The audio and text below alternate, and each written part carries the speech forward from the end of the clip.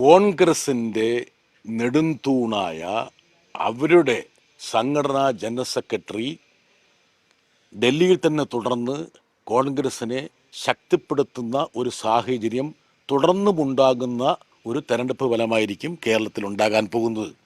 അതുകൊണ്ട് ഞങ്ങളുടെ ഇന്ത്യ ചേരിയിലെ സഖ്യകക്ഷിയായ കോൺഗ്രസ്സിന് ഒരു പോറലുണ്ടാകാതിരിക്കാൻ കേരളത്തിലെ ജനങ്ങളും ഞങ്ങളും കൃത്യമായി സൂക്ഷ്മതയോടുകൂടി പ്രവർത്തിച്ചിട്ടുണ്ട്.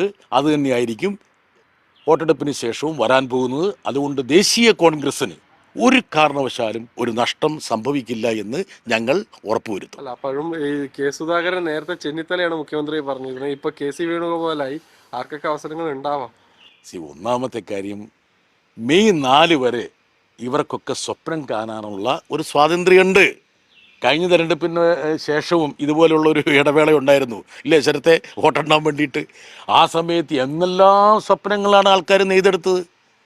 മന്ത്രിമാരെ പോലും അവർ പ്രഖ്യാപിച്ചു, ഉദ്യോഗസ്ഥന്മാരെ പോലും വിളിച്ചു വരുത്തി.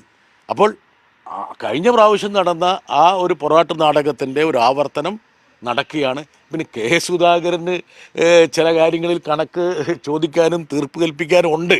അതുകൊണ്ട് അദ്ദേഹം കളം നിറഞ്ഞ് അദ്ദേഹം പെരുമാറും.